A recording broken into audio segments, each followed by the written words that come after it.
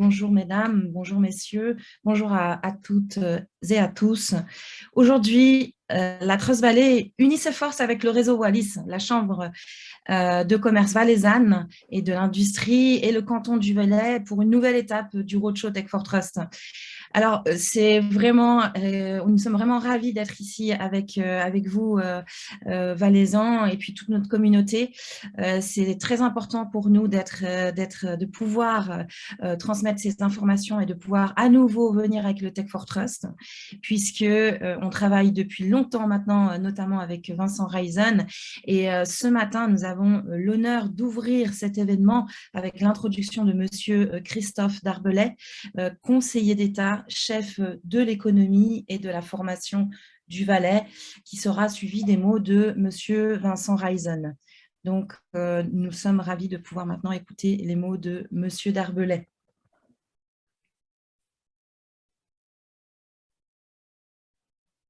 Chers participantes, chers participants à la 3e édition de Tech for Trust, chers partenaires, mesdames et messieurs, le Valais est ravi de vous accueillir aujourd'hui pour cette matinée consacrée au programme Tech for Trust. Cet événement qui se veut rassembleur met en évidence la nécessité d'innover, mais d'innover ensemble. Dans le contexte actuel, il apparaît plus que jamais comme fondamental de pouvoir avancer, échanger, apprendre avec ses partenaires.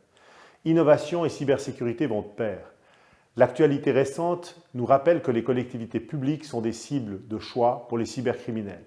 Même si pour l'heure aucune attaque majeure n'a été recensée contre les administrations valaisannes, il ne s'agit vraisemblablement que d'une question de temps. Le canton du Valais est conscient des enjeux de la cybersécurité. Cette thématique nous préoccupe non seulement en tant qu'administration, mais aussi pour le tissu économique valaisan dans son ensemble. La période de réflexion est terminée. Il est indispensable d'agir maintenant. Demain, il sera trop tard et les dommages pourraient être colossaux. L'engouement pour le programme Tech for Trust, qui inclut des startups valaisannes, est un signal fort. Les compétences existent, il faut maintenant les mettre en lien avec les besoins des entités valaisannes. Car c'est ensemble, en réseau, en apprenant des expériences de chacun, qu'une véritable culture de la cybersécurité pourra émerger, que ce soit en Valais ou ailleurs. Il faut créer une culture de la cybersécurité en mettant en commun les forces et les compétences de chacun. Pour cela, il faut valoriser les interactions avec les secteurs économiques et favoriser les collaborations entre les entreprises, les hautes écoles et les instituts de recherche. Le Valais dispose de tous les atouts pour se positionner comme un partenaire indispensable. Notre canton dispose en effet d'un écosystème actif dans la cybersécurité. L'innovation composée de partenaires comme le campus Énergie-Polis, IDEARC ou encore d'entités académiques avec la HECSO Valais-Wallis ou l'IDIAP. Nous voulons réunir toutes les compétences, les idées, les forces et les entrepreneurs pour trouver de la résonance et avancer ensemble, ce qui est également l'objectif du programme Tech for Trust. Je vous souhaite une matinée riche en apprentissage et en échanges. Créons ces liens qui nous permettront d'être plus forts et mieux préparés face aux cybercriminels. Merci beaucoup. Nous allons accueillir Vincent Reisen, directeur de la Chambre de commerce et de l'industrie valaisanne. Merci Vincent d'être avec nous ce matin et je te passe la parole avec un grand plaisir. Bonjour Lénique, bonjour à toutes et à tous. Merci beaucoup pour cette invitation. Je suis vraiment très honoré d'être là et très fier aussi avec cette belle participation de Startup Valaisanne. Notre ministre de l'économie l'a dit. C'est un secteur en plein boom dans cette économie valaisanne qui est très forte aujourd'hui dans l'innovation et c'est tant mieux. Il parle aussi de l'économie plus en général. C'est vrai que la confiance, elle est essentielle pour conduire les affaires. Cette confiance, elle est analogue, mais elle est aussi digitale, ce qui fait que les technologies qui sont développées dans cet écosystème que vous représentez sont absolument essentielles pour que tous les bienfaits de la technologie et de la numérisation puissent se matérialiser, se concrétiser vraiment en progrès économique, en croissance et à la fin en augmentation de la qualité et des standards de vie. Je suis très fier aussi du travail qu'on fait avec l'ENIC dans le cadre de notre roadshow de cybersécurité. Je salue aussi Lynn, qui sera intervenante dans un de nos webinaires. D'ailleurs, l'ENIC va beaucoup parler ce matin puisqu'elle est notre principale intervenante tout à l'heure dans notre séminaire sur les données, leur degré de protection. Et puis, ça montre, je crois, ce qui est développé autour de Tech for Trust avec les partenaires, cette mobilisation générale de la société, des techniciens, de la recherche, de la formation vers cet idéal de cybersécurité. Donc, je suis très heureux d'être là, je me réjouis d'écouter et puis je ne vais pas faire plus long parce qu'il y a beaucoup de matière extrêmement riche qui nous attend. Je vous souhaite une bonne suite de webinaire. Merci beaucoup, Vincent. Effectivement, je crois que le partenariat qu'on a mis ensemble il y a 2 ans fonctionne extrêmement bien. Et on continue. Maintenant, on va travailler avec les PME. Nous aussi, on est dans la Trust Valley, on est très fiers et très heureux d'être partenaire de ce très beau roadshow que vous organisez. Et puis qui vient aussi en complément de ce qu'on est en train de mettre en place dans la Trust Valley avec notre programme de PME et où on va encore, d'ici à la fin de l'année, pouvoir partager des expériences. Et aujourd'hui, on est à un moment, effectivement, dans ce cyberespace, avec la cybersécurité, où il est extrêmement important d'ouvrir les écosystèmes, de pouvoir travailler ensemble et de trouver des solutions de cette manière-là, compte tenu du cybercrime, qui continue, lui, à évoluer, qui n'attend pas que nous montions en compétences. Donc maintenant, je vous propose de partir sur quelques minutes de présentation du Tech for Trust et de la Trust Valley. Si Bruno, tu veux bien partager la présentation, s'il te plaît. Et puis, on se sera suivi donc, par un panel, effectivement, avec Lynn Pilet et puis Xenia du groupe Mutuel, où on va discuter des capacités d'innovation et finalement de comment on va monter en compétence de cette façon-là. Encore merci beaucoup, Vincent. Je me réjouis de te retrouver tout à l'heure pour le 2e événement. Et puis, merci encore pour ton soutien et tout l'écosystème valaisan. Alors, la Trust Valley, donc tu peux avancer sur les slides. La Trust Valley aujourd'hui, je le rappelle, c'est un partenariat public-privé, donc à l'initiative des cantons de Vaud et des cantons de Genève, mais également ouvert à d'autres cantons. Donc, nous sommes en train de grandir, une jeune initiative de 2 ans environ, et c'est vrai que nous serions ravis de pouvoir aussi étendre ces collaborations. Donc, c'est quelque chose qui est important aujourd'hui et l'initiative que nous sommes en train de faire, l'événement auquel nous participons et nous avons créé aujourd'hui montre aussi cette capacité et que finalement les collaborations sont déjà là. Nous avons aussi beaucoup d'académiques, 6 académiques, mais nous travaillons déjà avec l'IDIAP de différentes manières. Et puis la HESSO, évidemment, Valais, avec notamment la représentation de Lynn aujourd'hui. Et puis, dans un autre registre, nous travaillons avec beaucoup d'industriels, puisque l'objectif, c'est de monter en compétences, de faire en sorte de relier les startups qui sont ici. On est très, très fiers d'avoir nos start-upers avec nous ce matin et de montrer, d'ailleurs, on a des start-upers valaisans, et de montrer que c'est comme ça qu'on va pouvoir faire en sorte de monter plus vite et de ne plus attendre quelques années avant de prendre de la compétence dans notre belle région. Alors, le programme, vous voyez, en rouge, nous sommes ici dans le Valais. Voilà, on arrive quasiment à la fin de notre programme. La cérémonie de clôture se fera à Fribourg le 6 avril. Et puis, donc, lors de ce roadshow Valais, qu'est-ce qui s'est passé finalement pour les startups depuis que le programme a commencé en octobre? Eh bien, elles ont beaucoup travaillé avec des workshops très techniques sur les partenariats, sur comment créer une culture d'entreprise, comment recruter, comment avoir un support européen aussi, et trouver un développement à l'international. Aussi, un workshop, donc un atelier qui était très intéressant et important, c'est comment faire sa levée de fonds au niveau légal. Qu'est-ce que je dois prendre en compte selon le développement de ma start-up? Nous sommes passés aussi, donc les roadshows ont été multiples. Nous sommes passés donc à Zug, à Zurich, à Genève, à Yverdon.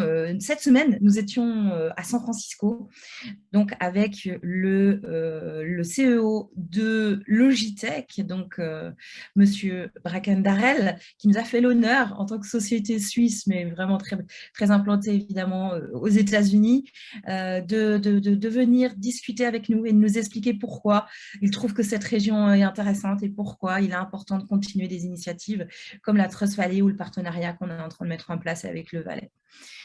Évidemment, nos startups ont été suivies par des coachs, des mentors. On a environ 70 personnes qui s'engagent, des capitaines d'industrie, des chefs d'entreprise, des académiques qui aident nos start-upers. Et ce programme qui est aujourd'hui financé avec l'aide du canton de Vaud et aussi d'autres cantons, notamment le canton de Genève. Mais c'est vrai que le canton de Vaud a été extrêmement pionnier. On espère continuer à le développer et puis pouvoir avancer. Tu peux avancer sur les slides, s'il te plaît, Bruno. Encore, oui. Et puis, alors, juste 2 mots sur la prochaine étape. Donc, nous avons décidé cette année de faire la finale au Swiss Cyber Security Days. Donc, pour les experts ici dans la salle, vous connaissez probablement cet événement d'importance dans la région qui réunit la Suisse romande avec aussi la Suisse alémanique, la partie organisation publique et plus gouvernementale avec les industriels et les académiques. Et c'est effectivement ce que nous faisons aussi dans la Trust Valley. Donc, pour nous, c'est extrêmement important de pouvoir offrir aussi cette opportunité aux startups de notre programme et de leur donner cette visibilité pour montrer qu'il ne faut pas avoir peur de travailler avec les startups. Elles savent aussi faire et ce n'est pas parce qu'on est une PME qu'on ne peut pas travailler avec une startup. Il y a des moyens de le faire. Et puis, je pense que tu peux continuer encore, Bruno.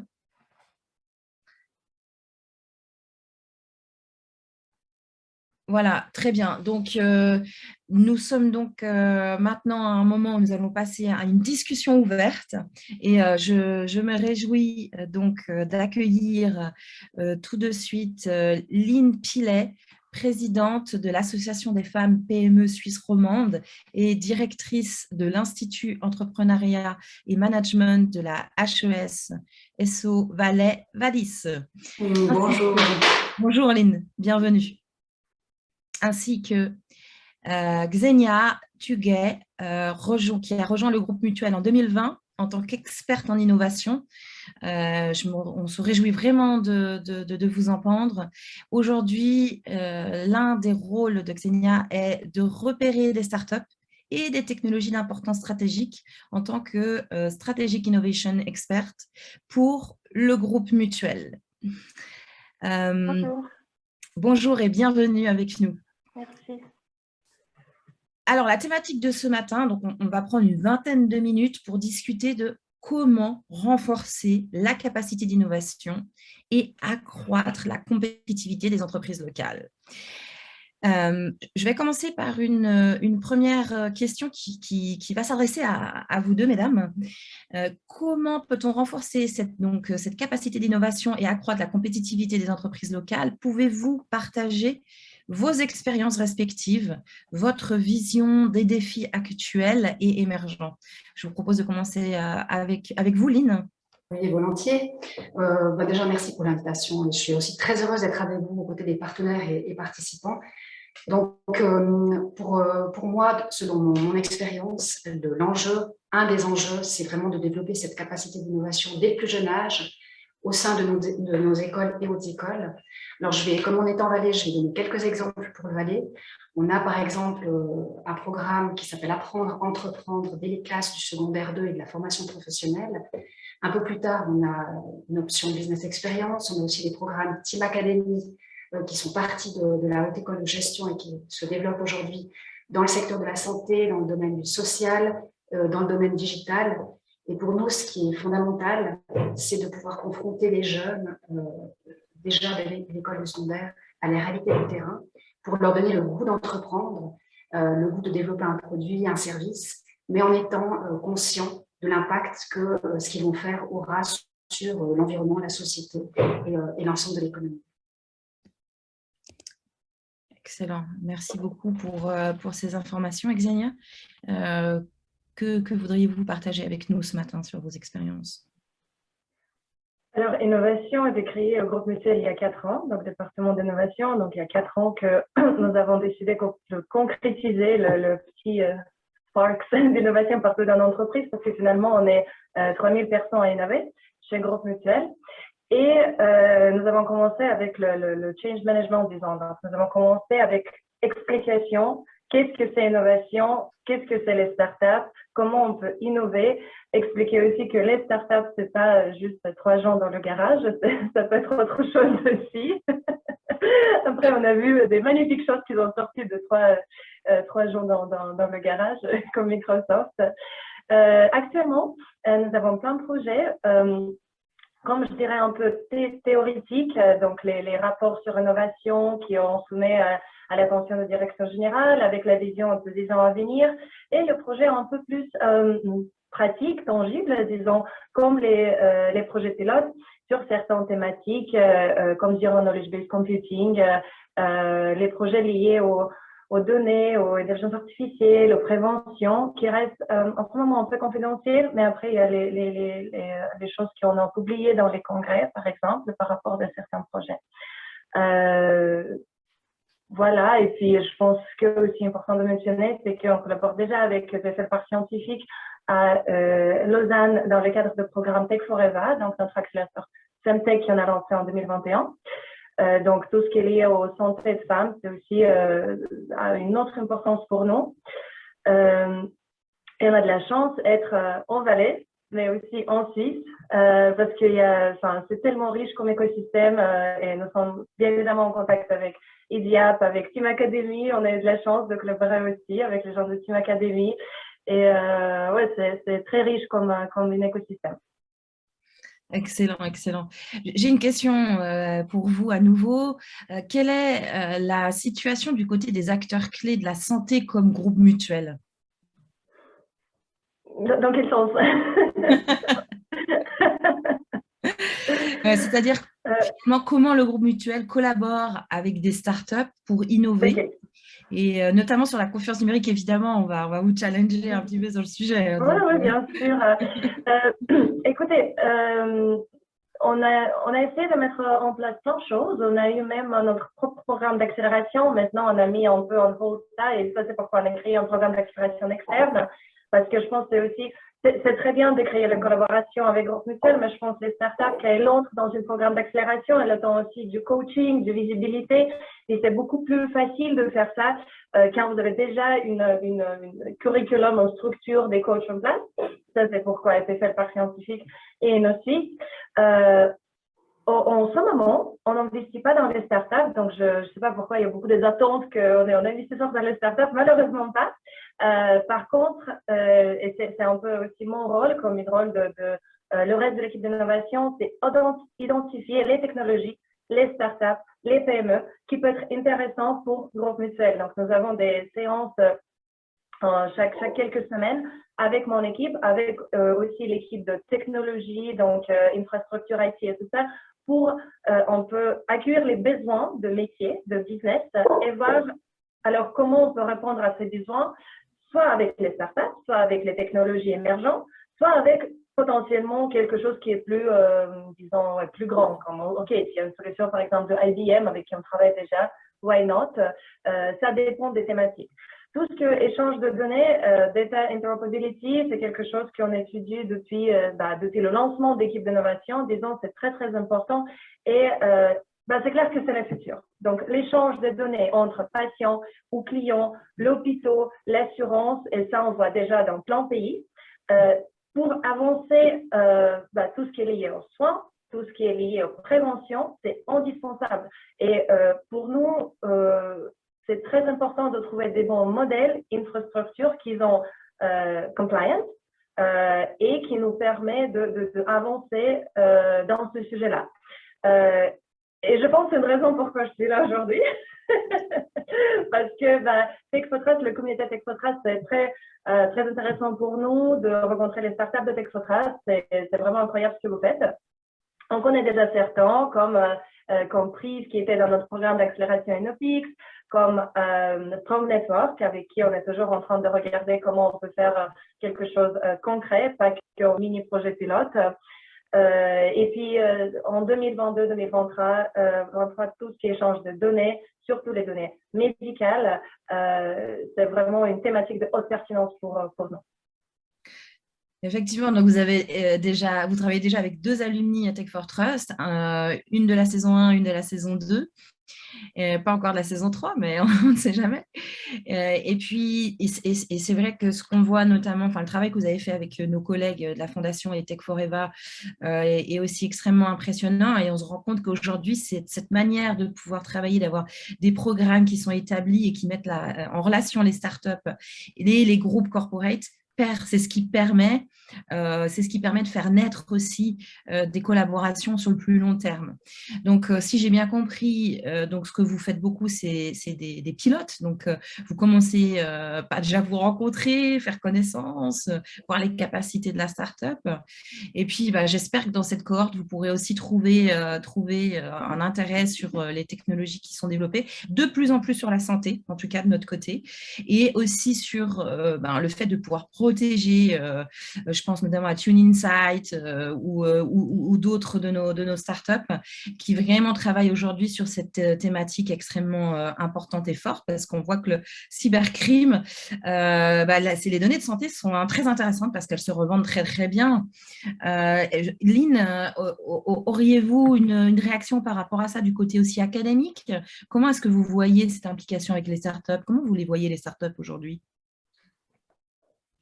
Les startups, c'est-à-dire, elles font partie de tout un écosystème, et c'est vrai que soit au niveau de l'écosystème académique, soit après au niveau de l'écosystème régional, nous travaillons de plus en plus de manière transverse, au-delà des frontières métiers ou des frontières de compétences, et on se rend bien compte que c'est aujourd'hui c'est nécessaire, parce qu'on doit vraiment sortir de nos silos et mettre à disposition nos expériences, nos expertises pour pouvoir avancer ensemble sur des sujets qui deviennent de plus en plus complexes, notamment dans le domaine de la santé. Effectivement, c'est ce qu'on constate aussi, c'est souvent quand il y a l'appui d'un académique, ça rassure aussi le corporate.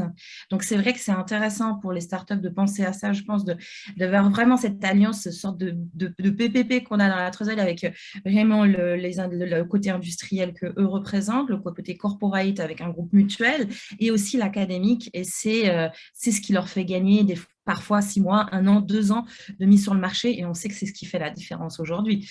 Bon, étant avec vous deux, mesdames, je ne peux pas m'empêcher de vous poser quand même quelques questions, parce que je dois vous avouer que c'est assez rare d'avoir 3 femmes dans notre domaine. Donc, je me permets quand même de vous poser la question de la reconnaissance des femmes dans le monde professionnel en Suisse. On sait qu'elle s'améliore de plus en plus. Mais est-ce que vous avez une idée de comment on pourrait attirer les femmes dans le monde de la cybersécurité? Alors, je vous laisse prendre la parole, Ksenia, si vous le souhaitez. Écoutez, volontiers. Alors, rien n'est impossible. Hein.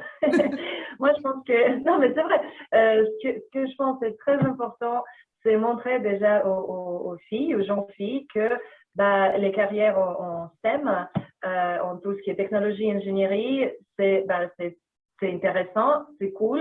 Si ça les intéresse, elles peuvent le faire. Je suis contente de voir beaucoup de cours de coding en Suisse romand également, qui émergent un peu partout, qui exposent les filles au tout ce qui est coding et algorithmes et tout ça. Moi, par exemple, j'ai participé début mars dans une conférence qui s'appelait Potentiel avec Healthcare Business Women Association, avec le but de montrer les jeunes filles d'âge de 15 ans qu'est-ce que c'est une carrière scientifique, qu'est-ce que c'est une carrière en STEM. Donc, je pense que c'est vraiment la sensibilisation. Et puis, au niveau de carrière, comme vous avez dit, Lénine, plus en plus, on voit les femmes dans les postes avec autre sensibilité. Et je trouve que c'est en tendance positive.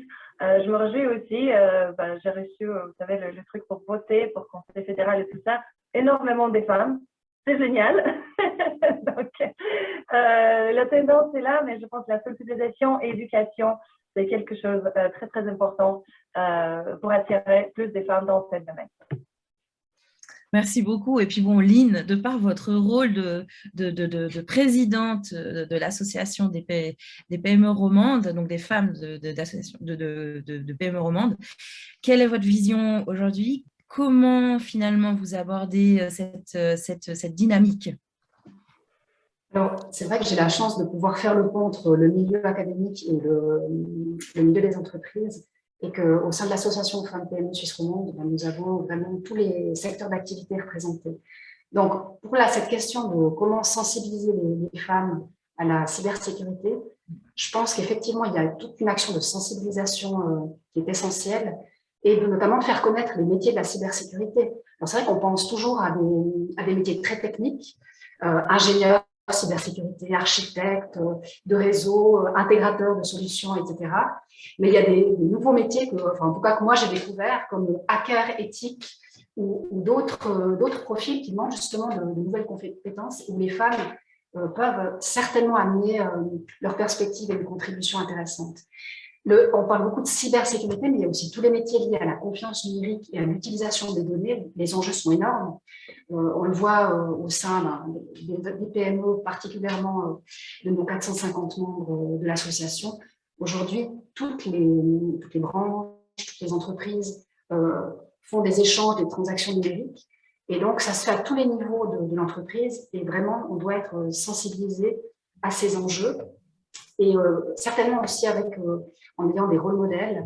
Le travail que fait Xenia est effectivement très inspirant.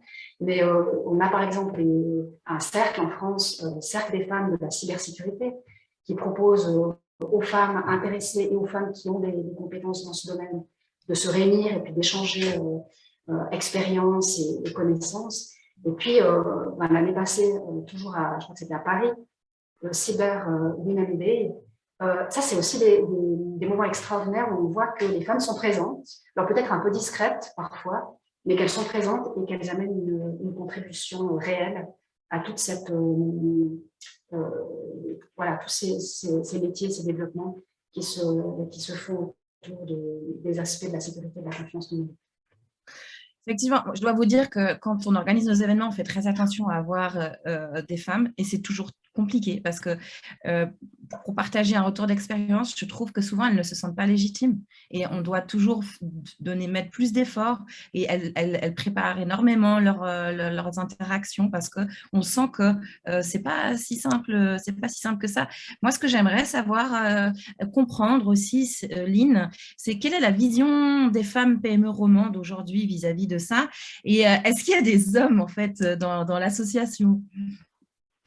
Alors, voilà, plusieurs questions. Donc, par rapport aux hommes dans l'association, Femmes PME Suisse Romande a comme mission d'offrir des espaces de rencontre et d'échange pour des femmes indépendantes, des femmes dirigeantes ou co-dirigeantes, copropriétaires de petites et moyennes entreprises dans les 50 environnements. Ça, c'est notre communauté de membres. Après, nous avons des membres sympathisants où là, nos collègues hommes sont bien sûr les bienvenus. Et puis, nous sommes ancrés dans nos régions, ça veut dire en lien étroit et permanent avec le tissu économique, les entreprises, les associations professionnelles, les fêtières. Donc, voilà, on n'est pas un réseau de femmes déconnecté de la réalité économique, bien au contraire. Ce qu'on essaie de faire, c'est d'amener notre voix, d'amener nos idées pour qu'on puisse, ensemble, développer nos emplois et développer nos entreprises.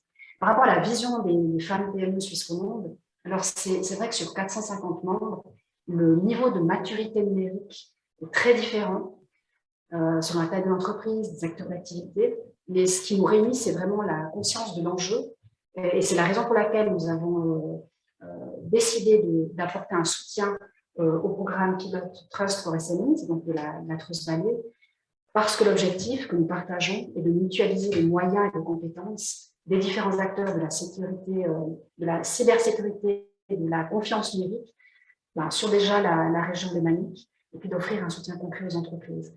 Donc on voit qu'il y a cette préoccupation et cette envie de s'équiper, de participer à des conférences, celles qu'organise la Chambre de commerce et d'industrie aujourd'hui. On est vraiment dans ces enjeux-là. Finalement, on travaille tous avec des datas. Et c'est quoi une data, quelle est sa valeur, comment est-ce qu'on la traite, comment est-ce qu'on la valorise. Ça, c'est au cœur de nos préoccupations. Excellent, excellent. Alors, nous avons aussi des femmes chefs d'entreprise, notamment, je vois à l'écran Véronica et puis Margot. Nous sommes aussi ravis de pouvoir voir que la cause avance de notre côté aussi. Nous arrivons quasi au terme de cette discussion, hein, ça passe vite. Xenia, auriez-vous un conseil, que ce soit sur l'innovation ou quelque chose que vous voudriez à nouveau partager avec nous et avec l'audience et avec les startups? J'aurais dû me mieux préparer. Lénique t'a dit que les femmes préparent beaucoup pour les réunions. Non, moi, pas du tout. Alors, non, écoutez, peut-être parce on est beaucoup sollicité par les startups et puis je trouve que c'est très difficile pour les startups de comprendre comment on peut collaborer avec le corporate, comme nous, comme groupe mutuel. Je pense pour les startups, alors le plus important, ce sera d'identifier c'est quoi la bonne personne à contacter. Parce que, bah oui, ça peut être quelqu'un d'innovation, mais s'il n'y a pas le département d'innovation, ça peut être qui. Et je pense, ce qui aussi peut être bien, c'est quand vous contactez les gens dans les grosses entreprises, n'essayez pas de tout de suite vendre votre produit.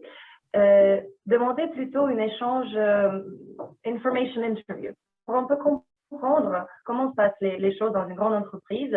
Par exemple, le milieu d'assurance, si vous ne travaillez pas dans l'assurance, en Suisse, parce que je ne dis même pas les autres pays, c'est très, très compliqué à comprendre. Donc, je pense quand vous approchez vos clients, quand vous vous positionnez dans le marché B2B, essayez d'avoir plus d'informations possibles sur la problématique de cette entreprise, parce qu'après, ça va vous aider de positionner votre produit et avoir plus de chances de collaborer dans les grandes entreprises. Voilà, c'est juste ça. Excellent, merci beaucoup. Et puis, Lynn? Alors, plus une expérience qu'un conseil. Pour moi, je pense que ce qui est essentiel, c'est que du point de vue d'une start-up, qu'elle soit technologique ou qu'elle soit plus orientée sur d'autres besoins, on ne part pas de la perspective du client et justement des utilisateurs ou des bénéficiaires finaux. J'imagine bien qu'une entreprise est focalisée sur son business model, sur le produit ou le service qu'elle veut proposer, qu'elle veut vendre. Mais de l'autre côté, il faut que ce soit bien compris et puis que que ce soit en lien avec le besoin. Et donc, si ce fit est présent, l'entreprise va se développer. Mais c'est vraiment toujours dans un dialogue avec les parties prenantes. Merci beaucoup, merci Lynn, merci Xenia pour cet échange. Je vous ai un petit peu challengé, c'est vrai, ce matin. Mais maintenant, j'en profite également pour vous rappeler qu'à 11h30, vous pouvez vous inscrire sur le prochain événement qui aura lieu, donc de 11h30 à 12h30, où, comme l'a précisé Lynn, il s'agit donc d'un webinaire « Mes données ont de la valeur ». Donc, lors des rendez-vous valaisans de la cybersécurité, pour votre PME, et c'est organisé par la Chambre de commerce valaisanne et d'industrie. Vous trouverez donc le lien dans le chat juste maintenant. Nous allons passer maintenant au premier round de pitch des startups de Tech for Trust qui va être modéré par Lynn, où on remercie beaucoup Lynn pour le temps qu'elle nous accorde ce matin. Lynn, la place est à toi. Merci infiniment. Alors, je parle aussi beaucoup aujourd'hui. Et c'est vrai que c'est une chance de pouvoir présenter ces startups. Et j'ai eu le plaisir aussi d'en accompagner une. Donc, je vois bien aussi tout le potentiel, mais en même temps, les difficultés de pouvoir vraiment se développer et d'avoir les bons partenaires dans ce processus. Donc, on va effectivement ouvrir ce premier round de pitch. Alors, ce n'est pas un exercice évident pour les startups parce qu'il y a cette limite de temps à 2 minutes par entreprise.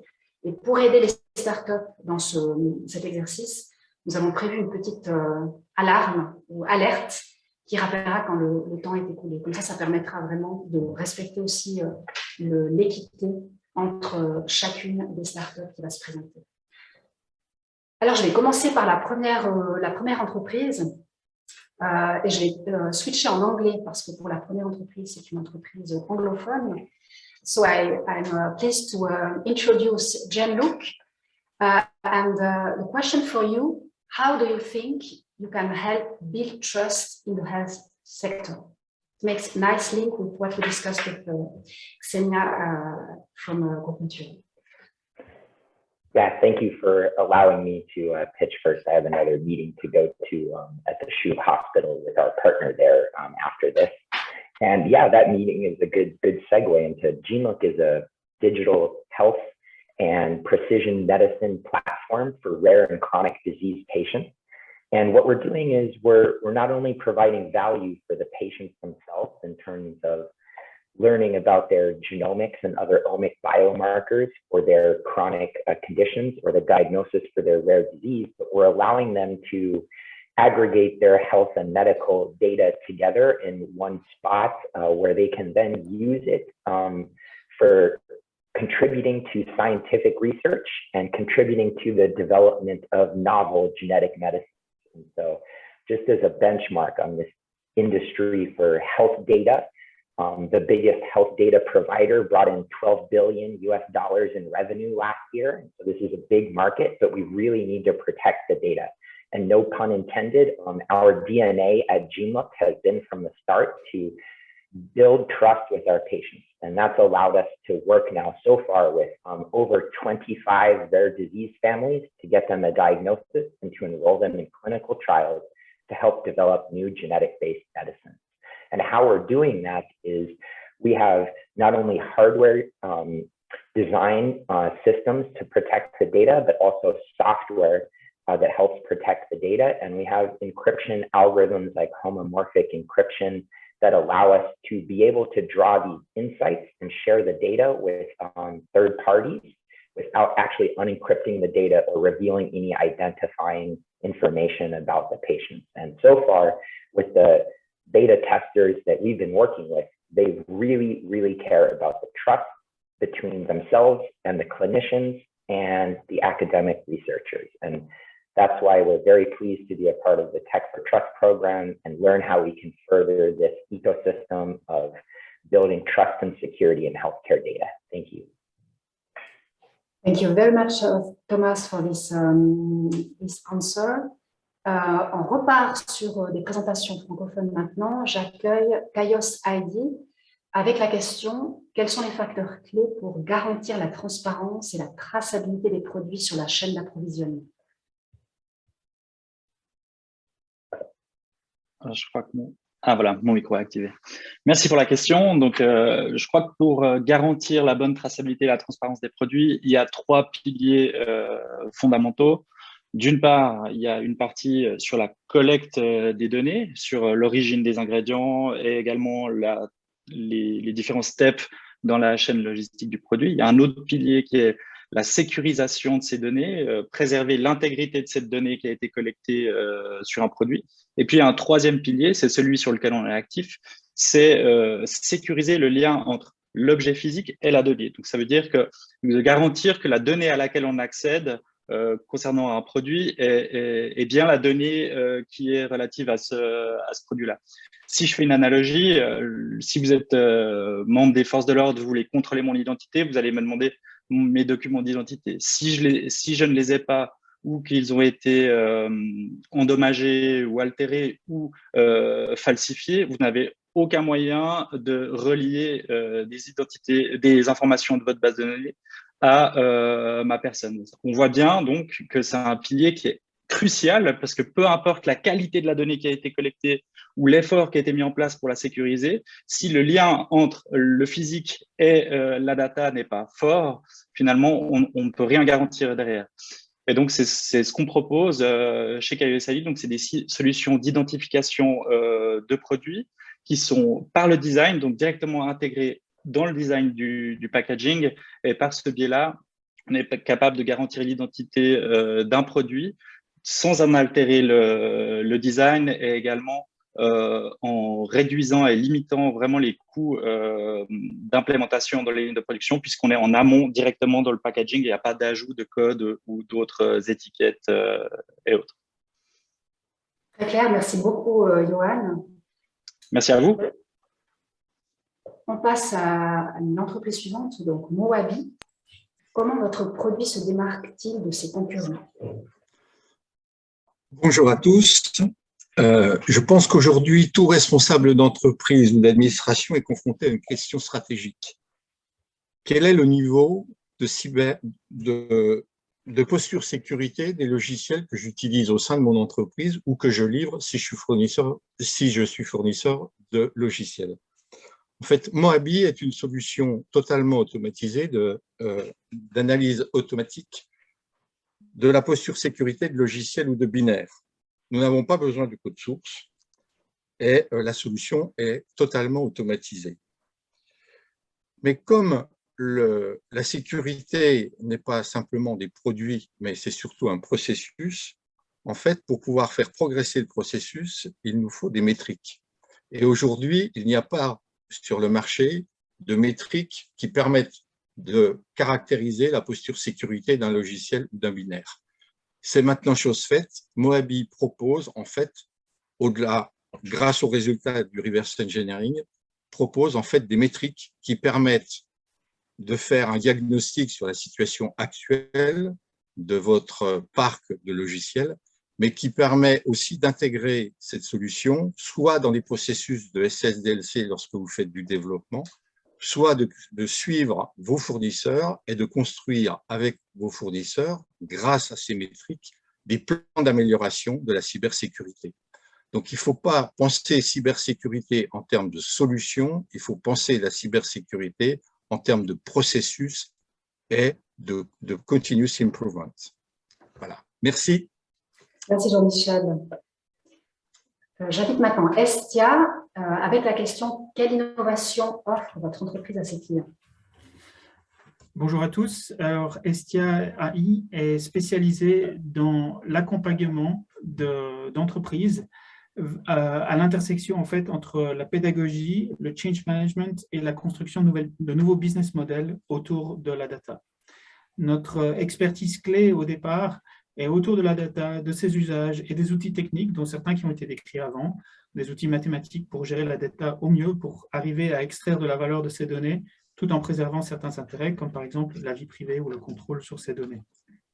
Alors, c'est beaucoup de termes en même temps, mais ce qu'on essaye de faire, c'est développer une pédagogie ancrée dans les données personnelles des participants à nos programmes, pour leur donner une nouvelle perspective sur leurs propres données, mais aussi les données de leur industrie, et pour les accompagner dans la formulation de nouvelles possibilités autour de ces données.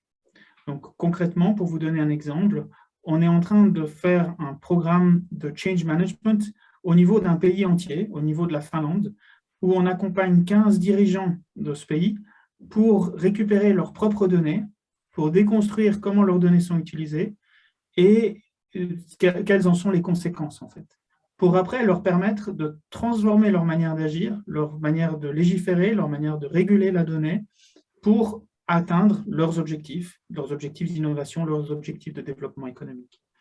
Donc ça, c'est évidemment un programme assez exceptionnel, un mode de déploiement assez exceptionnel, mais on est en train d'un peu déployer cette méthodologie, nos outils qui accompagnent cette méthodologie dans plein de contextes différents, partant à la fois d'une région beaucoup plus petite, d'une entreprise qui a une thématique bien précise, ou alors accompagnant en quelque sorte de bas en haut des acteurs qui ont des données qui ont beaucoup de valeur, mais qui ne sont pas vraiment exploités pour l'instant. Voilà, merci. Merci Paul-Olivier. On passe à Orphanalytics. Donc, je vais juste, comme j'ai l'écran qui a bougé, voilà, je retrouve ma question. Pourriez-vous nous décrire vos activités et votre innovation? Alors, merci pour la question. Donc, la startup valaisanne Orphanalytics a développé des outils d'analyse et de texte stylométriques sans concurrence pour, par exemple, mesurer le respect des bonnes pratiques dans les formations académiques ou dans des enquêtes criminelles pour fournir de l'information. Disponible aux investigateurs, ces logiciels permettent par intelligence artificielle de construire un scénario par comparaison de styles de texte criminels et de textes de suspects. Un taux de succès de 95% a été obtenu dans un cas résolu soumis en aveugle à nos algorithmes par une police internationale. Les outils d'Orphanalytics permettent d'élucider un crime, un harcèlement en meute, une cyberattaque, voire une manipulation de crypto-monnaies, comme on peut l'observer actuellement dans le cadre du conflit avec l'Ukraine et la Russie. Donc, on peut évaluer le nombre de rédacteurs, établir le nombre de liens avec d'autres crimes, identifier quel suspect écrit avec le style le plus proche de celui des documents criminels. Une collaboration avec l'École des sciences criminelles de l'Université de Lausanne est en cours. Premier exemple, donc l'utilité de la stylométrie a été médiatisée dans le cadre de l'affaire Gregory. Orphalytics a livré l'année passée son rapport établi par Machine Learning qui détermine le nombre d'auteurs de 24 lettres anonymes et révèle le suspect qui écrit avec un style similaire à celui de la lettre de revendication du meurtre, dont la transcription fait moins de 130 caractères. Deuxième exemple, l'analyse du corpus QAnon par Orphalytics a débuté pendant la dernière élection présidentielle américaine. Publiée avant les émeutes du Capitole, cette analyse a révélé 2 styles dans QAnon. Cette observation correspondant à 2 auteurs casse le mythe qu'un seul rédacteur a rédigé ces messages QAnon. Puis récemment, Orphalytics a identifié 2 rédacteurs très probables de QAnon. Validés indépendamment par un autre groupe de statisticiens, ces résultats de stylométrie ont fait la une du New York Times fin février. Nous nous tenons à disposition pour toute question concernant les outils et les expertises possibles par nos services à orphalytics.com. Merci pour votre attention. Je vous remercie, Claude Alain, c'est effectivement passionnant. Donc, on passe à l'entreprise suivante, Morphotonix. Je vais changer mon écran. Pardon, je reviens juste avec ma question, comme ça, on peut continuer. Donc, quelle est votre stratégie pour développer, scaler votre business? Bonjour Lynn, merci. Alors d'abord, qu'est-ce que fait Morphotonix? On intègre des marquages sécuritaires et d'authentification dans des produits moulés, mais sans étiquette, sans encre et sans consommable. Comme nous ne discutons pas qu'avec le département juridique et marketing des marques, mais aussi avec la production, nous avons besoin d'une relation très proche avec nos clients. Alors, on a commencé de travailler avec des petits et moyens clients qu'on pourrait visiter facilement et discuter face à face en Suisse, en Europe. Et ça nous a permis de bien comprendre leurs besoins, leurs paramètres de production et de développer notre technologie par conséquent. Après, on a eu une couverture mondiale dans la presse de spécialité et nous avons reçu des demandes pour nos solutions des États-Unis jusqu'en Australie. Mais à ce moment-là, nous étions prêts pour ce défi. Actuellement, pour mieux servir nos clients à l'international, on discute avec plusieurs acteurs majeurs dans le domaine de la sécurité des produits pour établir soit de partenariats stratégiques, soit de s'intégrer dans leur portfolio. Voilà. Merci infiniment. J'appelle maintenant Margot Stuart de Original, je ne vais pas écorcher le nom, avec la question: en quoi consiste votre solution? Bonjour à tous et merci pour cette opportunité. Donc, notre solution, elle se décline sous une plateforme web et une application mobile. Donc, la technologie de base d'Original est une plateforme d'information sur l'origine des produits. Elle permet, entre autres, d'interpréter les différentes technologies de traçabilité, d'interpréter les identifiants uniques ou les éléments de sécurité que les marques utilisent sur leurs produits. Donc, nous, on source toute notre information chez le propriétaire. C'est un des points les plus importants, je pense, en termes de trust ou de confiance. C'est que toute l'information vient directement de la source. Donc, ceci permet une récolte de data agrégée et offre ainsi une toute nouvelle quantité d'informations et des nouvelles voies de transparence et d'auditabilité qui sont vraiment très importantes au jour d'aujourd'hui.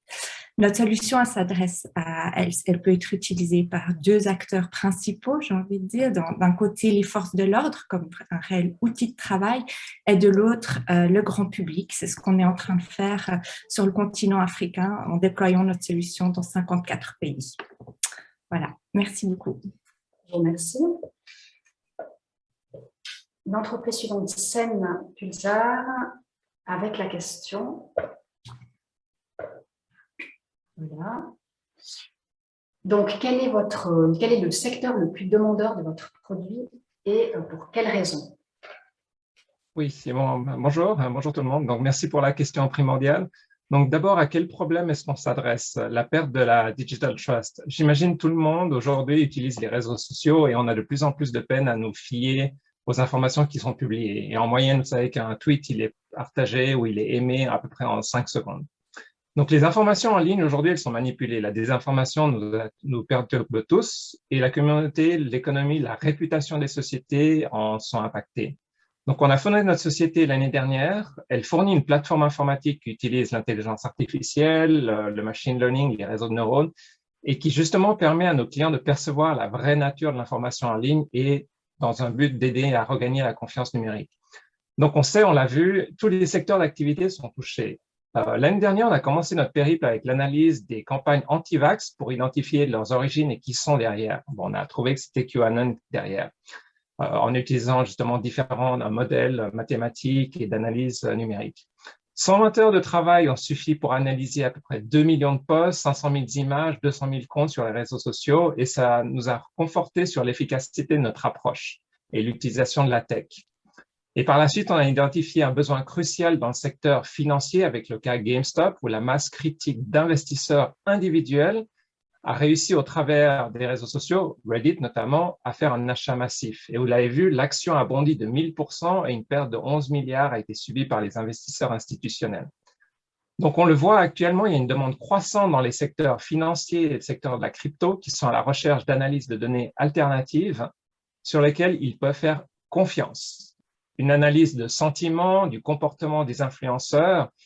Et justement, ces données alternatives, elles permettent aux établissements bancaires et autres, exchanges et régulateurs, d'avoir une vue aérienne et complète sur le sentiment des marchés et aussi sur la perception réputationnelle des sociétés. Et on a parmi nos premiers investisseurs qui sont devenus nos utilisateurs, des traders, des gestionnaires de portefeuille qui apprécient la simplicité d'utilisation de la plateforme, mais aussi surtout les signaux d'alerte précoces qu'on leur fournit en temps réel et qui leur permettent de prendre des décisions les plus optimales. Donc, vous voyez, en une pierre deux coups, on a les secteurs financiers et crypto, comme je l'ai mentionné, mais aussi les grandes entreprises qui sont souvent et de plus en plus enclins à protéger leur intégrité et leur réputation en ligne. Donc, travaillons ensemble pour regagner la confiance numérique. Merci de votre attention. Je vous remercie. L'entreprise, l'avant-dernière entreprise de ce round, donc Farmer Connect. Quels sont les services que vous proposez et en quoi ces derniers sont-ils innovants? Alors, bonjour et merci pour la question. Nous proposons à nos clients un service de traçabilité de bout en bout, donc commençant à la ferme et allant jusqu'à quelquefois au recyclage. Et à la fin, on a beaucoup de concurrents. Donc, on base le caractère unique de notre approche sur une curiosité et une profondeur avec laquelle on engage nos clients. La moitié de nos membres d'équipe sont des anciens de l'industrie du café, du cacao. Ils ont participé dans les différentes étapes du FMCG. Et donc, on pose de meilleures questions. Et je dis normalement à nos vendeurs que dans notre première conversation, si on ne parle pas du tout du produit Farmer Connect, alors c'est un bon échange parce qu'on a vraiment creusé, on a essayé de trouver les douleurs et les vraies frustrations de l'entreprise. Et souvent, comme on a été dans la position de nos clients, on peut rejeter, disons, les petites peines qui ne vont pas vraiment impacter le bottom line de l'entreprise aussi pour vraiment essayer de toucher à fond de ce qui importe. Et après, on n'est pas timide de dire que quelque chose n'est pas dans notre enjeu, qu'on n'est pas la solution, mais qu'on a un partenaire qu'on peut amener pour finir la chose. Donc, on est presque dans le consulting, mais on est calé sur la traçabilité, donc on reste bien cadré sur notre mission. Et c'est ça qui produit de l'innovation à la fin. Très clair, je vous remercie. Dernière entreprise, Smart Cockpit. J'arrive avec la question. Donc, comment gérez-vous la sécurité des données de vos clients? Merci Lynn pour cette question. Alors, peut-être déjà, on a deux données de clients, si je veux résumer les choses. On a les données clients en termes administratifs, donc tout ce qui concerne la partie facturation, licence. Et puis, on a les données clients qui sont hébergées sur nos cockpits. Donc, dans les deux cas, on a différentes approches pour protéger la sécurité de ces données. Donc, sur la partie administrative et financière, on a des systèmes qui sont sécurisés avec du double facteur d'authentification, par exemple. Tout ce qui est des données clients, on a de l'encryption sur les disques. Et puis, on a un suivi de la sécurité de nos systèmes via notre cockpit cyber, qui nous donne une visibilité de l'état de sécurité ou l'état de santé de la sécurité de nos données internes. Pour ce qui concerne des données clients qui sont hébergées sur les cockpits que eux utilisent, donc pour leurs informations qui peuvent être diverses et variées, eh ben, on a différentes choses qui vont être suivies. Donc, on a effectivement également pour l'accès au serveur de la double authentification, donc du MFA, on a de la limitation d'IP qui permet d'éviter que n'importe qui puisse accéder à une machine de manière remote. Donc, il faut être à un certain endroit pour pouvoir le faire. Et puis, tout ça, pareil, pour nous donner une visibilité, on a aussi une visibilité via nos cockpits pour nous montrer est-ce que le niveau de sécurité ou les types d'accès qui sont annoncés sont cohérents à nos attentes. Et peut-être pour ce qui est de nos données clients, donc j'en profite pour parler d'une petite extension qu'on a fait sur notre solution cyber, c'est d'intégrer tout l'aspect registre LPD, donc registre des traitements, RGPD ou LPD, qui permet d'avoir un suivi, de s'assurer que les données qu'on traite, elles sont dans les limites du cadre contractuel et légal qui est imposé et qui le sera à partir de septembre 2023 avec la nouvelle LPD en Suisse. Voilà, je vous remercie pour votre question et votre attention. Je vous remercie Sylvain et merci à toutes les entreprises qui ont joué le jeu de ces questions-réponses. Je passe maintenant la parole à Karine pour la suite du programme et je vous retrouve tout à l'heure. Alors, je vais reprendre la parole puisque nous avons en exclusivité aujourd'hui une visite virtuelle. Une visite virtuelle du laboratoire, donc du Lab Center IoT de Kudelski, présentée par Benoît Gérard, qui est ingénieur en télécommunications. Il est responsable du laboratoire d'évaluation de la sécurité IoT du groupe Kudelski, situé à Cheseaux sur Lausanne. Ce laboratoire teste les appareils et les systèmes connectés ainsi que la sécurité des semi-conducteurs afin d'identifier leurs vulnérabilités et aider leurs clients à les corriger. Donc, le groupe Kudelski, comme vous le savez, est un des acteurs majeurs des solutions de sécurité pour la télévision numérique, des systèmes d'accès physique, mais aussi des stations de ski. Et oui, comme il y a beaucoup de stations dans le Valais, voilà, je sais qu'ils sont très actifs dans la cybersécurité, les services de sécurité divers et la réponse aux menaces dont on a vraiment beaucoup besoin aujourd'hui. Donc, aujourd'hui, Benoît va vous présenter un bref aperçu de son laboratoire et c'est en live. Donc, Benoît, est-ce que tu es avec nous? Oui, je suis là. Vous me voyez, vous m'entendez? Parfait, excellent. Très bien, merci. Bienvenue dans le laboratoire ici à Cheseaux. Je vais vous présenter cette salle et puis quelques observations et notre approche de test dans le laboratoire. Ça fait donc 25 ans en fait que nous avons engagé des personnes pour tester les produits parce que les produits du groupe Kudelski, notamment pour la télévision numérique, étaient sous attaque. On savait qu'il y avait ces risques et on voulait s'assurer qu'on puisse améliorer les plateformes, les solutions et surtout comprendre quel était le niveau de la sécurité de ces produits. On a donc testé ces solutions, ça a permis à nos équipes de développement de les améliorer et puis voilà, à travers le temps de garder cette activité de test, de surveillance. Et c'est ça qu'aujourd'hui nous offrons à nos clients.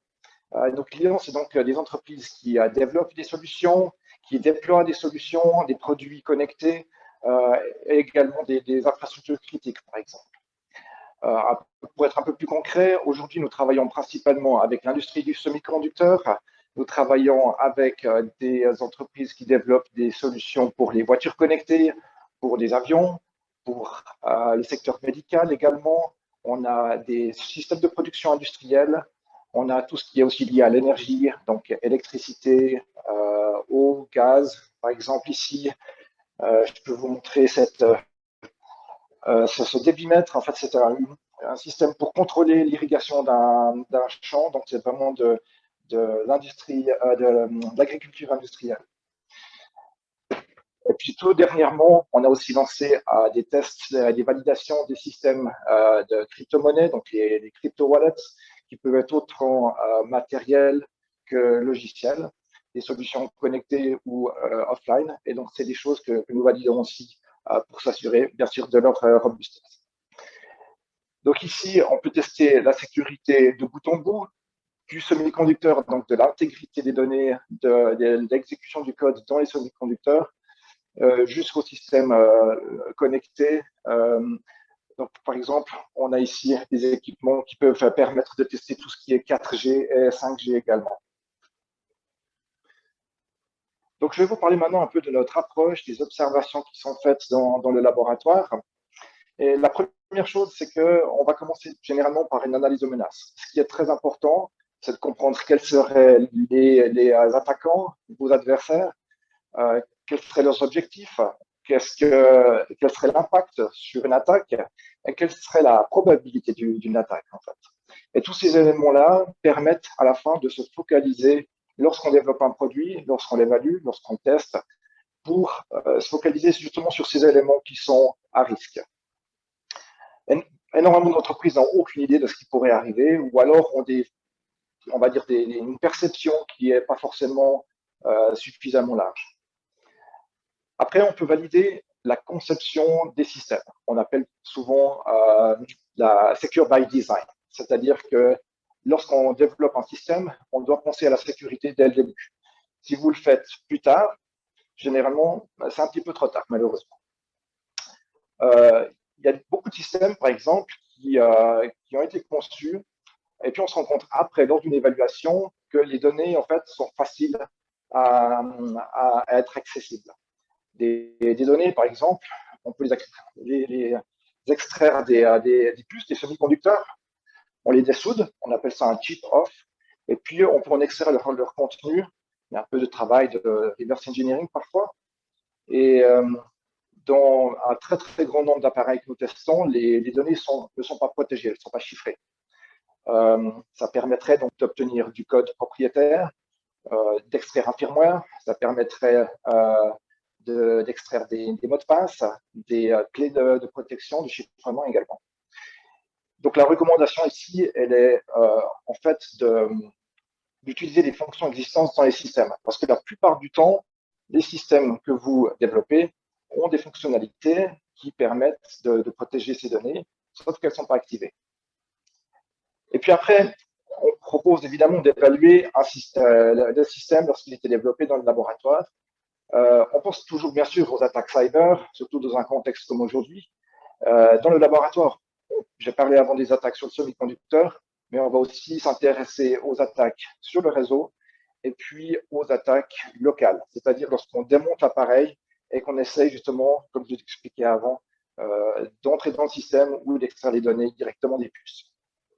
Alors pourquoi faire une évaluation? Alors évidemment, le but est d'atteindre un certain niveau. Ce niveau, il va être défini ensemble, il va être défini selon le contexte d'utilisation du système. Après, un deuxième but est évidemment d'assurer la confidentialité, l'intégrité et l'authenticité des données, pour que personne ne puisse y accéder. Après, c'est aussi une question de gestion de risque. Vous n'aurez pas envie de vous assurer que le produit ne va pas être attaqué à peine il est mis sur le marché et que ça impacte votre réputation. Un autre but, c'est bien sûr tout ce qui est conformité par rapport aux standards, par rapport aux réglementations locales, selon dans quel pays vous allez commercialiser le produit.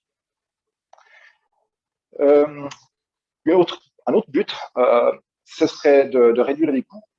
Comme je le disais avant, si la sécurité n'est pas implémentée dès le début, si elle est testée ou pas testée, si vous devez corriger dans l'urgence parce que vous êtes sous attaque, ça coûte extrêmement cher. Ça coûte évidemment moins cher, c'est plus efficace, plus rapide de faire ça dès le début, lors du cycle de développement, et de faire ces évaluations à ce moment-là. Et puis finalement, c'est un aspect peut-être un peu plus écologique, mais ça permet également d'augmenter la durée de vie des produits. Avec la renouvelabilité du firmware, donc des logiciels et de la sécurité, on peut maintenir un produit au niveau de sécurité du jour, enfin, en tout cas celui qui est souhaité à un moment donné, à travers le temps, on peut renouveler cet aspect-là et le resécuriser en fait à distance.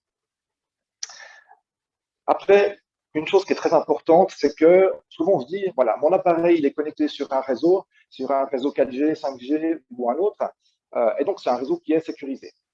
Alors, on a publié récemment une analyse de menace par rapport au réseau 5G et on observe qu'il y a toujours des possibilités.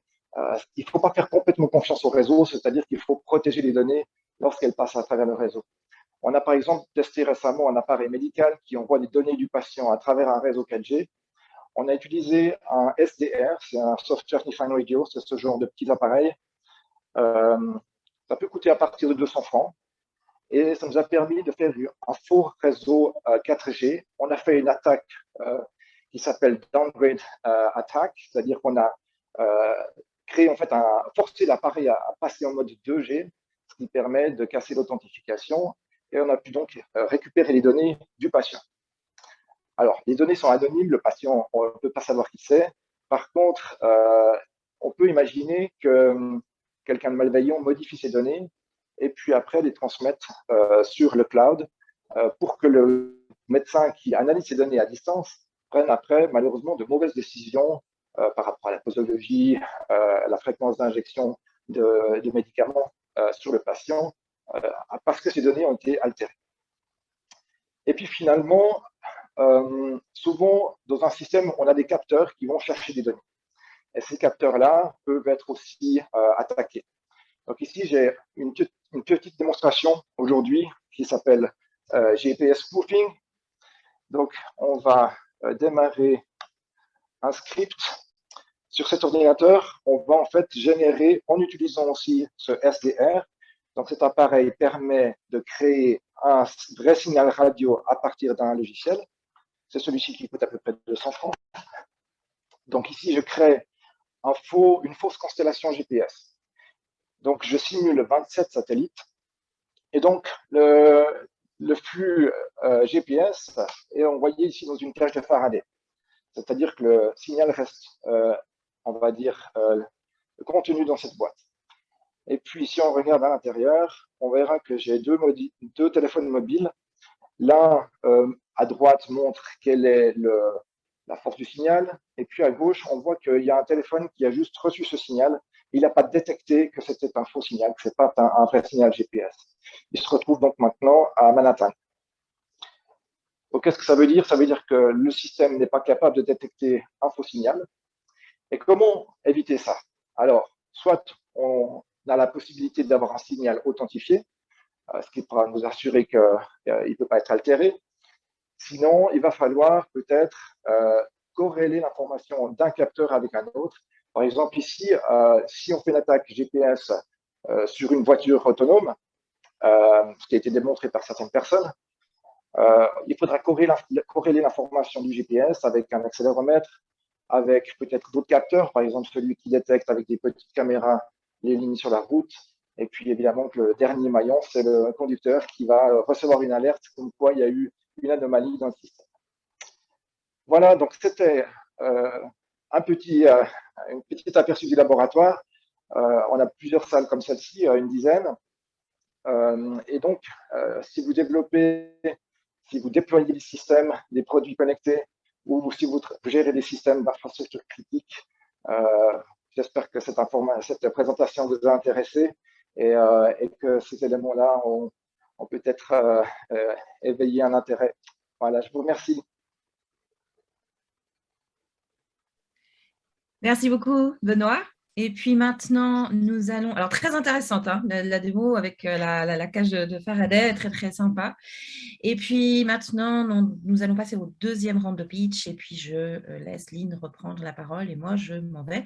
Je vous retrouve dans la salle suivante dès 11h30. Bonne journée à tous. Et à Merci, Lénique. À tout à l'heure. Alors, on va reprendre les pitchs avec Sapporo. Et la question, est-ce que vous pouvez citer certaines de vos références et pourquoi vous ont-elles choisies? Oui, parfait, Est-ce que vous m'entendez bien? Merci pour la question et puis ouais, pour la présentation de ce lab qui était super intéressante. Donc, tout d'abord, pour résumer ce que fait Sapporo, dans un contexte de hausse sans précédent de ransomware et d'attaques, Sapporo aide les organisations à obtenir de la visibilité nécessaire sur leur surface d'attaque interne et perturber les chemins d'attaque qui mènent à leurs actifs les plus critiques, qu'ils soient dans le cloud ou on-premise. Donc Sapporo, pour répondre à votre question, collabore déjà avec de nombreuses industries comme la santé, l'assurance, l'industrie horlogère, mais aussi le secteur public. Et pourquoi est-ce qu'ils nous choisissent? Bien parce qu'il y a une tendance, une mouvance pour ces organisations de se diriger vers une logique de zéro trust, et Sapporo les aide à aller dans cette direction.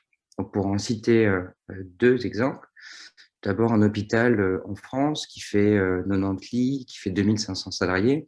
C'est une structure qui connaît des problèmes que beaucoup d'organisations publiques connaissent, c'est-à-dire trop peu de budget, trop peu de ressources, pas le temps d'avoir 10 000 alertes, mais doivent se concentrer sur l'essentiel, et des données, pour le coup, patients très sensibles.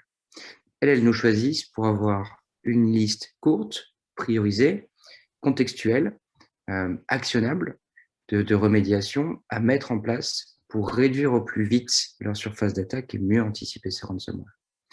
L'autre exemple, c'est plutôt les grosses multinationales. Je peux pas la citer, mais on travaille avec une dans l'horlogerie, notamment en Suisse. Et pour eux, l'enjeu, c'est de comprendre leur surface d'attaque, qui deviennent très, très complexes. Il y a plusieurs millions d'objets, des utilisateurs, des machines, des groupes, des admins et autres, avec des sources de données qui sont un AD local, Azure AD, AWS, Google Cloud, Okta, qui gère l'identité pour des applications multiples. Et donc, pour eux, l'objectif, c'est de réduire le bruit avec moins d'alertes, plus ciblées, et un outil qui puisse s'intégrer, je dirais, dans des SIEM et dans des SOC déjà présents. Donc, c'est pour ça que Sapporo aujourd'hui est préféré à d'autres solutions, de par sa simplicité et de par, évidemment, innovation technologique qui permet de prioriser et d'avoir besoin de moins de ressources pour régler les problèmes. Voilà, merci pour votre attention. Merci Olivier. On passe à l'entreprise suivante, donc Global Data Excellence, et la question, quelles applications et secteurs visez-vous avec votre solution? Bonjour, tout d'abord, merci pour la question. Et puis, je voulais, avant de répondre à la question, dire que le Valais, en fait, c'est le canton du cœur de GDE et de moi, parce qu'en fait, quand on a démarré, en fait, c'était un des premiers clients en fait, qui a adopté notre plateforme d'intelligence artificielle, l'État, donc en fait l'État du Valais, ainsi que le groupe Mutuelle Assurance et même le PME, donc Aviscorent. Donc pour qui s'adresse cette intelligence artificielle? C'est partout où il y a des transactions et des interactions entre les humains, où il y a des règles du jeu, il y a de l'argent en jeu, des transactions et des données. Donc, en fait, cette intelligence artificielle permet de assainir l'argent, donc en fait, les transactions, protéger les données, donc en fait, et la vie privée, et en même temps respecter les règles du jeu et que ce soit légal ou que ce soit les valeurs, donc pour atteindre l'excellence. Donc aujourd'hui, on compte beaucoup d'entreprises suisses qui ont adopté cette intelligence artificielle qui est née en Suisse et qui est en fait développée en Suisse et utilisée par les entreprises suisses. Voilà, en fait, merci pour votre attention et à bientôt, en fait, chez vous. Merci. Learning Robots, avec la question, en quoi consistent vos services? Bonjour à tous, merci pour la question et merci pour le support de Tech4Trust en général. Donc, la mission de Learning Robot est de démocratiser l'intelligence artificielle et en permettant à tout le monde de manipuler et de comprendre les algorithmes d'intelligence artificielle. Donc, notre présence au sein de la promotion Tech4Trust est motivée par cette question de Digital Trust, de faire en sorte que nous créions une société équitable, où il n'y a pas une élite qui contrôle toutes les machines basées sur l'IA et une majorité de personnes qui soient juste des utilisateurs, mais vraiment une société où tout le monde est contributeur de cette technologie, a le sentiment de la maîtriser et finalement contribue à une construction collective des nouveaux outils que nous utiliserons dans le futur.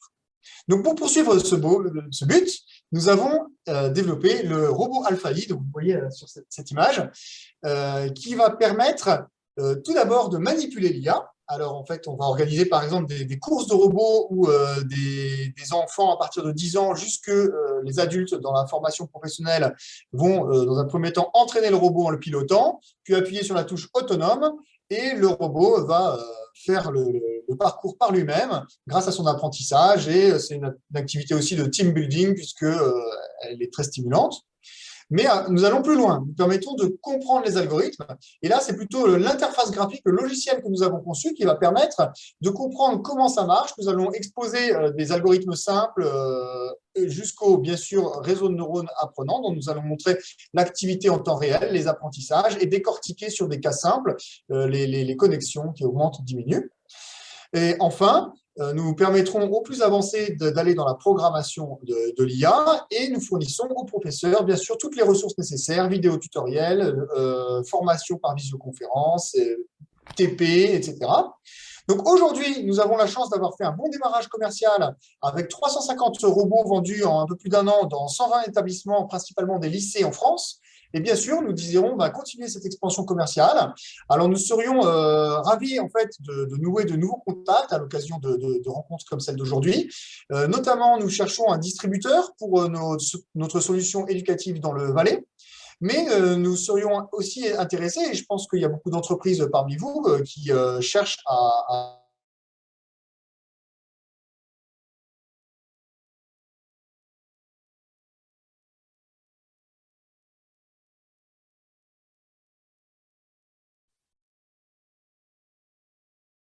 et le Swiss Digital Center. Je vous remercie pour votre écoute. À bientôt. Merci Thomas. We switch to English, and we have now 5 companies that will present in English. I introduce Adresta with the question, what is your solution? Perfect. Thank you. We developed a B2B SaaS solution which enables luxury brands to create digital twins or NFTs for every produced product. So as a Swiss startup, we naturally started with the vertical of high-end Swiss watches. So if you buy a watch from one of the watch brands that are already using Adresta SaaS solution, you will receive access to the digital twin of the physical watch, where you can see all the characteristics of the watch, the history, exclusive contents, and so on. With our solution, the brands can increase their customer engagement throughout the whole product lifecycle. Our secret sauce for better customer engagement lies within a cross-industry digital ecosystem. Adresta's digital ecosystem not only increases customer engagement, but also creates an incentive for watch owners to share their data with the ecosystem partners. This leads to seamless customer experience. So let's take an example. So imagine you have your watches data and your personal data on your mobile phone. It takes you less than 90 seconds to insure your watch without a single piece of paper and paying with credit card. And you know what? The best thing is you don't have to imagine it. We are already live with this feature in the Swiss and German market. Thank you. Thank you, Matthew. Next company, Collect ID. What is your strategy for scaling your business? Bonjour, welcome everyone. My name is David. I'm founder and CEO of Collect ID, and our strategy for scaling our business is quite simple. So we do B2B2C, and that means we enable the products of our partners to basically upgrade their security, to give them a way to be brought to the digital dimension. And by doing so, we work together with famous sport teams, with major brands like the jerseys you can see in my back. And that's quite nice because when we equip the products of our partners, they sell it to their fans, to their customers. So that means with every single product, we get access to 100,000 or millions of new customers that get in contact with our solution. And that's a very organic and very good and easy way for us to scale our solution and to spread the word about the Collect ID solution. Thanks a lot. Next company, Photoser. Which sector has the greatest demand for your product and why? Bonjour à tous. As a quick answer, the insurance industry. But let me tell you why. More and more insurers are starting to rely on visual evidence provided to automate the processes like underwriting or claims. And this is in line with the concept of enhancing customer experience and providing an overall better service. So starting with the pictures, you can now understand what's inside the picture, what kind of objects, understand if there is a stain on a wall, damages on a car, and much more. So the AI is doing a great job in this field, but on the other hand, although the artificial intelligence is considered intelligent in damage detection and estimation, those kind of AI are stupid when it comes to understanding, for example, if a picture is a picture of a picture, or if the picture has been tampered with the Photoshop, or the picture you receive has been stolen from the web. So advances in technology has made this creation of fake photos and videos more effortless than ever. And here at Photoset, we automate processes like claim and underwriting while establishing and certifying the authenticity of pictures. And this guarantees that the insurance company can automate all the processes while preventing fraud and enhancing the customer satisfaction. Merci beaucoup. Merci, thanks a lot. Next company, Binar. What are the ways you have found to increase the visibility of your company to customers and partners? Bonjour everyone, thanks for the opportunity and for the question. I'm Andrei Costin, and Binare.io develops unique deep tech cybersecurity platform for automated IoT firmware analysis. And to answer the question, how we increase the visibility, we do it in multiple ways, naturally. First, we actively engage with European projects, consortia, and digital innovation hubs across Europe. At present, Binare is actively involved in about 10 such projects and efforts across Europe. Second, we are actively developing global strategic partnerships with complementary technology providers, shift left and shift right in the technology stack, where Binare solution and services is integrated into larger and more complex and yet more valuable value chains, basically serving demands of bigger enterprises and organizations. And at present, we've both established and are working on about 5 such global partnerships. Third, half of Binare's resources are dedicated and tirelessly working on business development, marketing, and sales. This allows Binare to be leading in business social media platforms and networks compared to our heavily funded competitors, as well as we are present in about 40 software as a service or cybersecurity online presence platform. We have great visibility there. Last but not least, we constantly demonstrate Binare's efficiency and effectiveness on latest critical vulnerabilities and 0 days, such as latest Log4j remote code execution or latest OpenSSL denial of service. You can find these demonstrations in our website, in our LinkedIn profile, videos and brochures. Welcome to check them out. So these are the complex ways we try to increase our visibility and demonstrate the efficiency of our services and solutions. Thank you. Thanks a lot, Andrei. The last company, Prodaft, what services do you offer and how are these innovative? First of all, thank you for your question. I'm Omai from Prodaft, and thanks everyone for joining today. Prodaft is a pioneering company in the cyber threat intelligence industry. We support private and public sectors globally with our solutions with a mission of preventing breaches before they actually happen. We reduce the time and also energy spent on analysis, interpretation, and verification of potential threats for our clients. We do proactive defense. We monitor all possible areas where criminals operate. We detect cybercrimes at the very early planning phase and terminate them for our clients. Over these years, every breach we prevented also produced huge know-how internally to improve our technologies. From day one, we focus on innovation as our team is full of top-notch cybersecurity researchers. Each module of our platform solves a different challenge, and each challenge requires a novel solution. There is a common idea that black hat hackers are always one step ahead of the defenders. Our main focus is to deliver timely intelligence to our customers, and we also need to be ahead of these black hats with innovation and expertise. We need to constantly watch for new technologies that the bad guys can use. It requires dedication and experience to predict their next move, actually. We are lucky that Switzerland is home to some of the best universities globally, and we collaborate with them to find solutions together for some of the most complex problems in cybersecurity. Even if you have the best technology, it might not be sufficient to solve your customers' needs. That's why we constantly improve our technologies with the feedback from our customers. That's also another reason that we had 0 client loss since our existence. Thank you. Thanks a lot, and thank you for all this pitch this morning. Je passe maintenant le relais à Karine ou Bruno pour conclure cette session de ce matin. Et merci. Merci beaucoup, Lynn. Karine, je te laisse dire la suite. Oui, merci beaucoup. Alors, nous arrivons à la fin de notre roadshow.